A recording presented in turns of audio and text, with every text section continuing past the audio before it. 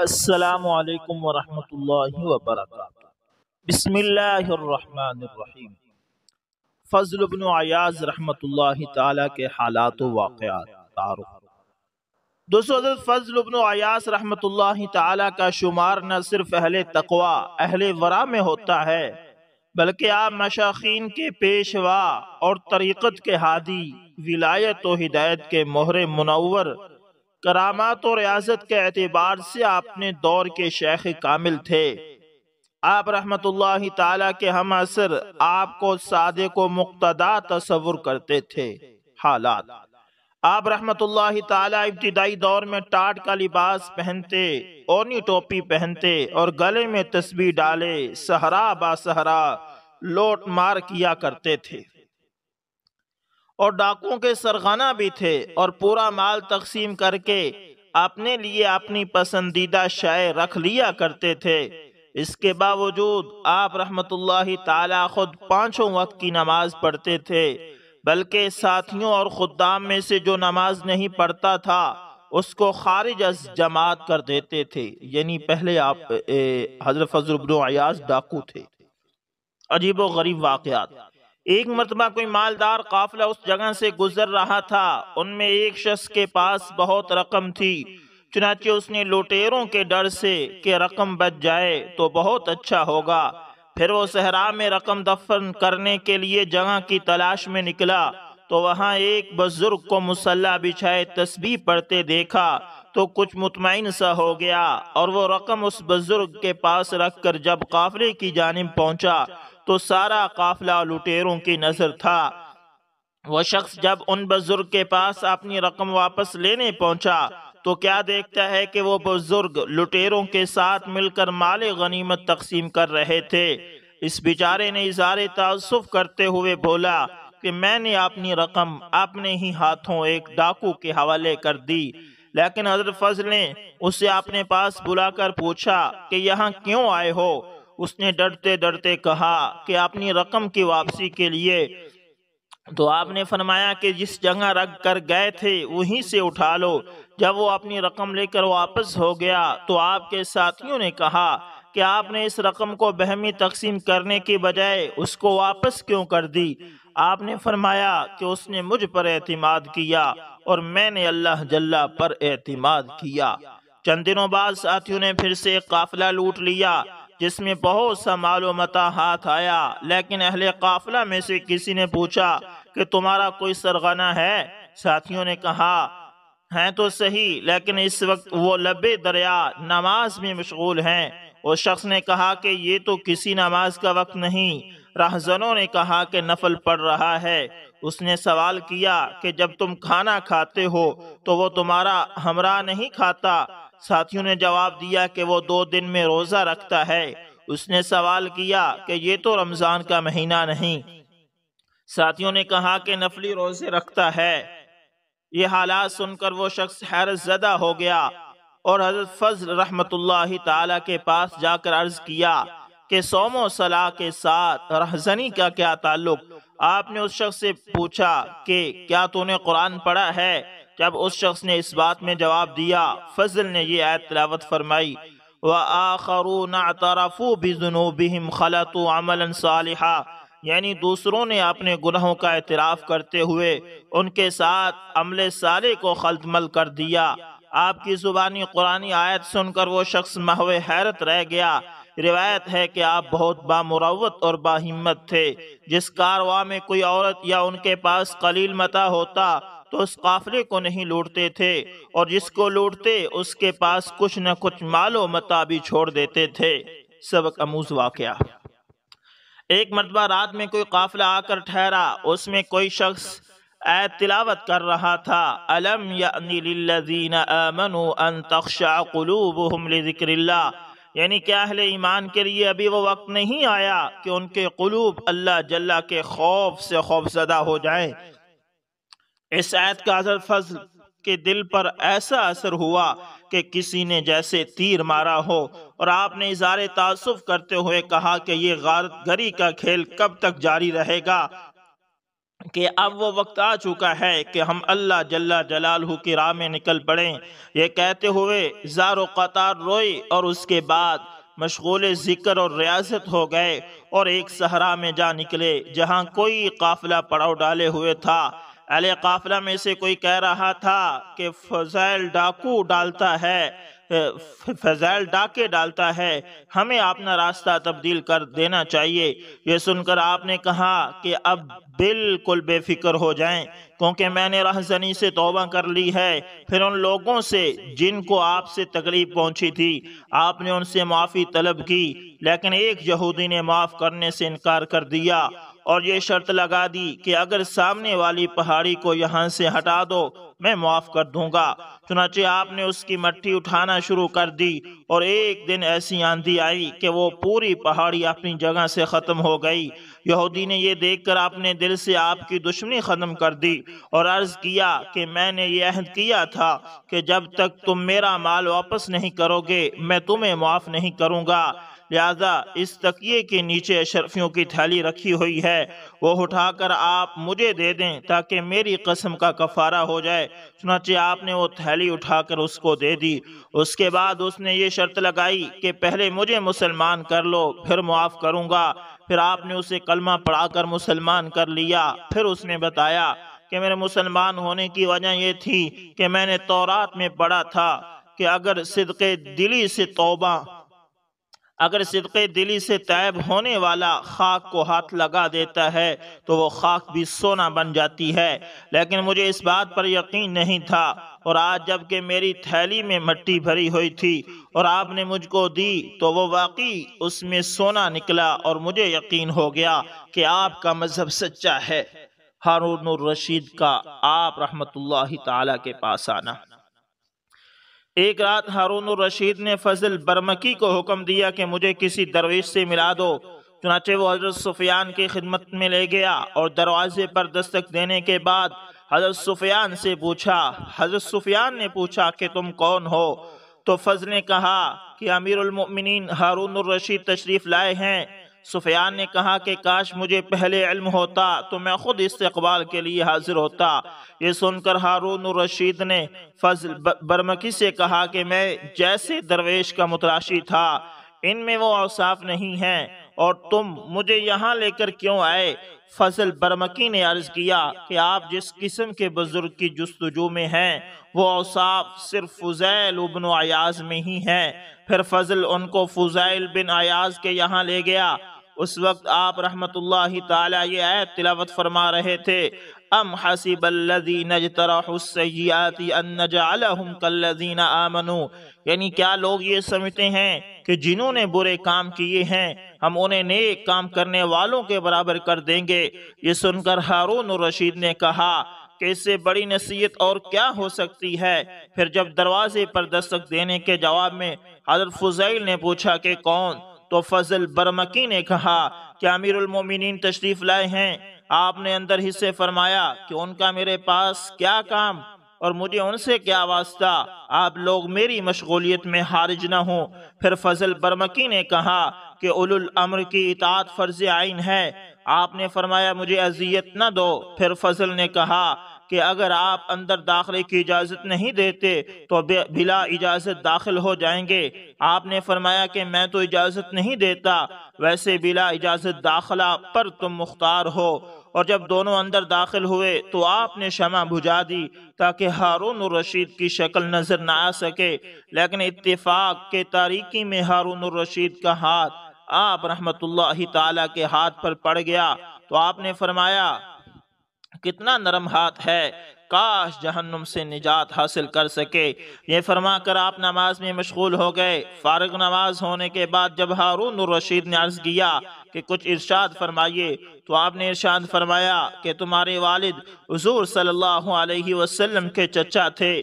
چنانچہ انہوں نے جب حضور صلی اللہ علیہ وسلم سے استدعا کی کہ آپ صلی اللہ علیہ وسلم مجھے کسی ملک کا حکمران بنا دیجئے، تو آپ صلی اللہ علیہ وسلم نے فرمایا کہ تجھے تیرے نفس کا حکمران بناتا ہوں، کیونکہ دنیا کی حکومت تو روز محشر وجہ ندامت بن جائے گی۔ یہ سن کر ہارون الرشید نے ارشاد فرمایا کہ کچھ اور ارشاد فرمائیے۔ آپ نے فرمایا کہ جب عمر بن عبدالعزیز کو سلطنت حاصل ہوئی تو انہوں نے کچھ ذی عقل لوگوں کو جمع کر کے فرمایا کہ میرے اوپر ایک ایسا بار گراں ڈال دیا گیا ہے جس سے چھٹکارے کی کوئی سبیل نظر نہیں آتی۔ ان میں سے ایک نے کہا کہ آپ ہر سن رسید کو بعد کی جگہ تصور کریں، اور ہر جوان کو بمنزلہ بھائی اور بیٹے کے، اور ہر عورت کو ماں بیٹی اور بہن سمجھیے۔ انہی رشتوں کے مطابق ان سے حسن سلوک سے پیش آئیں۔ ہارون الرشید نے کہا کچھ اور ارشاد فرمائیے۔ آپ نے فرمایا کہ پوری مملکت اسلامیہ کے باشندوں کو اپنی اولاد تصور کرو، بزرگوں پر مہربانی اور چھوٹوں سے ہمدردی، بھائیوں سے حسن سلوک سے پیش آؤ۔ پھر فرمایا کہ تمہاری حسین و جمیل صورت نار جہنم کا ایندھن نہ بن جائے، کیونکہ بہت سی حسین صورتوں کا جہنم میں جا کر حلیہ تبدیل ہو جائے گا، اور بہت سے امیر اسیر ہو جائیں گے۔ اللہ جل جلالہ سے خائف رہتے ہوئے محشر میں جواب دہی کے لیے ہمیشہ چوکس رہو۔ وہاں ایک ایک مسلمان کی باز پرس ہوگی۔ اگر تمہاری قلمرو میں ایک عورت بھی بھوکی سو گئی تو تمہارا گریبان وہ پکڑے گی۔ ہارون الرشید پر نصیحت امیز گفتگو سنتے سنتے غشی طاری ہو گئی، اور فضل برمکی نے آپ سے عرض کیا کہ جناب بس کیجئے، آپ نے تو امیر المؤمنین کو نیم مردہ کر دیا۔ حضرت نے فرمایا کہ اے حامان چپ ہو جا، میں نے نہیں، تو نے اور تیری جماعت نے ہارون کو زندہ درگور کر دیا ہے۔ یہ سن کر ہارون الرشید پر عجیب رقت طاری ہو گئی، اور فضل سے فرمایا کہ مجھے فرعون تصور کرنے کی بابت تجھے حامان خطاب دیا۔ پھر ہارون نے دریافت کیا کہ آپ کسی کے مقروض تو نہیں؟ آپ نے فرمایا ایک اللہ جل جلالہ ہی کا قرض دار ہوں، اور اس کی ادائیگی اطاعت سے ہی ہوگی، لیکن اس کی ادائیگی بھی میرے بس سے بہر ہے، کیونکہ معاشر میں میرے پاس کسی سوال کا جواب نہ ہوگا۔ پھر ہارون نے فرمایا کہ میرا مقصود دنیاوی قرض ہے۔ آپ نے فرمایا کہ اللہ جل جلالہ کی عطا کردہ نعمتیں ہی اتنی ہیں کہ مجھے قرض لینے کی ضرورت ہی نہیں پڑتی۔ اس کے بعد ہارون نے بطور نذرانہ ایک تھیلی جس میں 10,000 اشرفیاں تھی دیتے ہوئے کہا کہ یہ مجھے میری ماں سے بطور وراثت ملی تھی، اس لیے یہ طعام حلال ہے۔ آپ نے فرمایا کہ صدحیف کہ میری تمام نسیں بے سود ہو کر رہ گئی، کیونکہ تم نے ذرا سا بھی اثر قبول نہیں کیا۔ میں تمہیں دعوت و نجات دے رہا ہوں، اور تم مجھے قار و ہلاکت میں جھونک دینا چاہتے ہو، کیونکہ مال مستحقین کو ملنا چاہیے اور تم غیر مستحقین میں تقسیم کرنے کے خواہ ہو۔ پھر رخصت ہوتے وقت ہارون الرشید نے فضل برمکی سے کہا کہ یہ واقعی صحب فضل بزرگوں میں سے ہیں۔ حضرت فضل بن عیاض ایک مرتبہ اپنے بچے کو آغوش میں لے کر پیار کر رہے تھے کہ بچے نے سوال کیا کہ کیا آپ مجھے اپنا محبوب تصور کرتے ہیں؟ آپ نے فرمایا بے شک۔ پھر بچے نے سوال کیا کہ اللہ جل جلالہ کو بھی محبوب رکھتے ہو؟ آپ نے فرمایا ہاں۔ پھر ایک قلب میں دو چیزوں کے محبوبیت کیسے جمع ہو سکتی ہے؟ یہ سنتے ہی بچے کو آغوش سے اتار کر مصروف عبادت ہو گئے۔ میدان عرفات میں لوگوں کی گریہ و زاری دیکھ کر فرمایا کہ اگر اتنے گریہ کے ساتھ کسی بخیل سے بھی اس کی دولت مانگی جاتی تو وہ انکار نہیں کرتا۔ پھر فرمایا یا الہی، اس قدر گریہ و زاری کرنے کے بعد مغفرت طلب کرنے والوں کو تو معاف کر دے گا۔ ایک مرتبہ کسی نے آپ سے سوال کیا کہ عرفات کے متعلق جناب کی کیا رائے ہے؟ فرمایا کہ اگر فضائل ان میں نہ ہوتا تو سب کی مغفرت ہو جاتی۔ رموز و ارشادات۔ ایک مرتبہ کسی نے آپ سے سوال کیا کہ خدا کی محبت معراج کمال تک کس وقت پہنچتی ہے؟ فرمایا کہ جب دنیا اور دین بندے کے لیے مساوی ہو جائیں۔ پھر کسی نے سوال کیا کہ اگر کوئی شخص لبیک اس خوف سے نہ کہتا ہو کہ اگر اس کا جواب نفی میں نہ مل جائے تو اس کے متعلق آپ کا کیا خیال ہے؟ فرمایا کہ اس سے بلند مرتبت کوئی نہیں۔ پھر اس دین کے متعلق سوال کے جواب میں فرمایا کہ عقل دین کی بنیاد ہے، عقل کی بنیاد علم، اور علم کی بنیاد صبر ہے۔ حضرت احمد ابنیہ کہتے ہیں کہ میں نے اپنے کانوں سے حضرت فضیل کو یہ کہتے ہوئے سنا کہ طالب دینار رسوا اور ذلیل ہوتا ہے، اور جب میں نے اپنے متعلق کچھ نصیحت کرنے کے لیے عرض کیا تو فرمایا کہ خادم بنو، کیونکہ خادم بننا ہی وجہ سعادت ہے۔ ایک مرتبہ بشر حافی نے پوچھا کہ زہد و رضا میں افضل کون ہے؟ فرمایا رضا کو فضیلت اس لیے حاصل ہے کہ جو راضی رہتا ہے وہ اپنی بساط سے زیادہ طلب نہیں کرتا۔ آپ نے حضرت عبداللہ کو آتا دیکھ کر فرمایا جدھر سے آئے ہو ادھر ہی لوٹ جاؤ ورنہ میں لوٹ جاؤں گا۔ تمہاری آمد کی غالت یہ ہوتی ہے کہ ہم دونوں بیٹھ کر باتیں کریں۔ ایک بار آپ نے کسی سے حاضر خدمت ہونے کی وجہ دریافت کی تو اس نے عرض کیا کہ میری آمد کا مقصد آپ کی شیریں بیانی سے محظوظ ہونا ہے۔ آپ نے قسم کھا کر فرمایا یہ بات میرے لیے بہت ہی وحشت انگیز ہے کہ تمہاری آمد کا مقصد صرف اتنا ہے کہ ہم دونوں جھوٹ اور فریب میں مبتلا ہیں، لہذا یہاں سے فوراً چلے جاؤ۔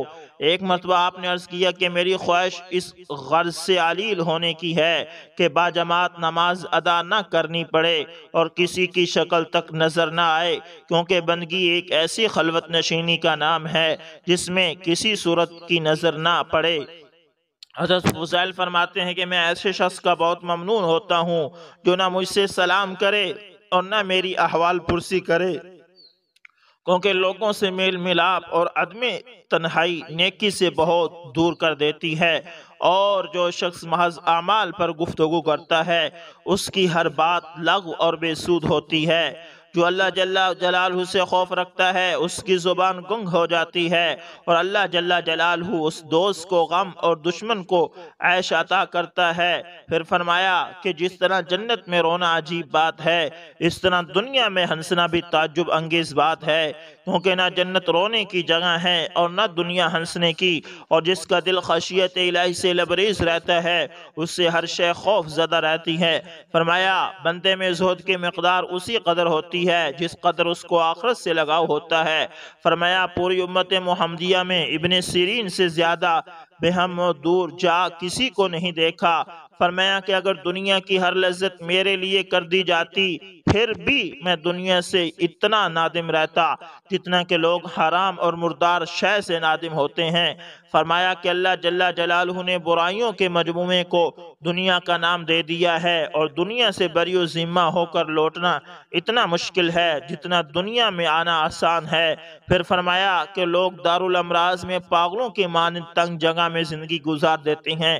فرمایا کہ آخرت خاکی ہوتی ہے اور دنیا خالص، لیکن پھر بھی دنیا فانی رہتی ہے، اور لوگوں کی خواہش خاکی ہونے کے باوجود آخرت ہی کی جانب ہوتی ہے، لیکن دنیا خاکی ہے اور آخرت زر خالص ہے، پھر بھی آخرت کی جانب لوگوں کی توجہ نہیں ہوتی۔ فرمایا کہ دنیا میں جب کسی کو نعمتوں سے نوازا جاتا ہے تو آخرت میں اس کے 100 حصے کم کر دیے جاتے ہیں، کیونکہ وہاں تو صرف وہی ملے گا جو دنیا سے کمایا ہے، لہٰذا یہ انسان کے اختیار میں ہے کہ وہ آخرت کے حصے میں کمی کر لے یا زیادتی۔ فرمایا کہ دنیا میں عمدہ لباس اور اچھا کھانے کی عادت نہ ڈالو، کیونکہ محشر میں ان چیزوں سے محروم کر دیے جاؤ گے۔ ارشاد فرمایا کہ ہم انبیاء کرام میں سے کسی ایک نبی سے پہاڑ پر ہم کلام ہوں گے، چنانچہ طور سینہ کے علاوہ تمام پہاڑ فخر و تکبر کا شکار ہو گئے، اس لیے اللہ جل جلالہ نے کوہ طور پر موسیٰ علیہ السلام سے کلام فرمایا، کیونکہ عجز خدا کی پسندیدہ شے ہے، 3 چیزوں کا حصول دشوار ہے۔ فرمایا کہ 3 چیزوں کے حصول میں ناممکن ہے، اس لیے یعنی 3 چیزوں کا حصول ناممکن ہے، اس لیے ان کی جستجو نہ کرو۔ نمبر 1، ایسا عالم جو مکمل طور پر اپنے علم پر عمل پیرا ہو۔ نمبر 2، ایسا عامل جس میں اخلاص بھی ہو۔ نمبر 3، وہ بھائی جو عیوب سے پاک ہو، کیونکہ جو فرد اپنے بھائی کا ظاہری دوست ہو اور باطنی دشمن ہو اس پر سدا خدا کی لعنت رہتی ہے اور اس کی سماعت اور بصارت سلب کرنے کا خدشہ رہتا ہے۔ فرمایا کہ متوکل وہی شخص ہے جو خدا کے علاوہ نہ تو کسی سے خائف ہو اور نہ کسی سے امید وابستہ کرے، کیونکہ توکل خدا پر شاکر اور قانع رہنے کا نام ہے۔ اہم واقعہ، ایک مرتبہ آپ کے بچے کا پیشاب بند ہو گیا تو آپ نے دعا کی کہ اے اللہ جل جلالہ تجھے میری دوستی کا واسطہ اس کا مرض دور کر دے، چنانچہ اسی وقت بچہ صحت یاب ہو گیا۔ آپ کی دعا دائمی۔ اپنی دعا میں اکثر یہ فرمایا کرتے تھے کہ اے اللہ جل جلالہ، تیرا دستور یہ ہے کہ اپنے محبوب بندوں اور اس کی بیوی بچوں کو بھوکا ننگا رکھتا ہے اور ان کو ایسی غربت دیتا ہے کہ گھر میں روشنی تک کا انتظام نہیں ہوتا، بھلا تو نے مجھے یہ دولت کیوں عطا فرمائی؟ میں تیرے محبوب بندوں میں سے نہیں ہوں، اور کبھی عذاب سے نجات دے کر میرے حال پر رحم فرما، کیونکہ تو عظیم و ستار ہے۔ صاحبزادی کی وفات کا واقعہ۔ کسی قاری نے آپ کے سامنے بہت خوشحالی کے ساتھ قرآن کریم کی آیت تلاوت کی تو آپ نے فرمایا کہ میرے بچے کے نزدیک جا کر تلاوت کرو، لیکن سورۃ القاریہ ہرگز مت پڑھنا، کیونکہ خشیت الہی کی وجہ سے وہ آخرت کا ذکر سننے کی استطاعت نہیں رکھتا۔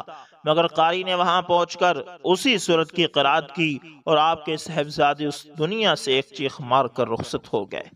اقوال فرماتے ہیں کہ زندگی کے آخری لمحات میں آپ نے فرمایا کہ مجھے پیغمبروں پر اس لیے رشک نہیں آتا کہ ان کے لیے بھی قبر اور قیامت اور جہنم اور پل صراط کا مرحلہ ہے، اور وہ بھی نفسی نفسی کے عالم سے گزریں گے، اور ملائکہ پر اس لیے رشک نہیں کرتا کہ وہ انسانوں سے زیادہ خوف زدہ رہتے ہیں، البتہ ان پر ضرور رشک آتا ہے جنہوں نے شکم مادری سے جنم لیا ہے۔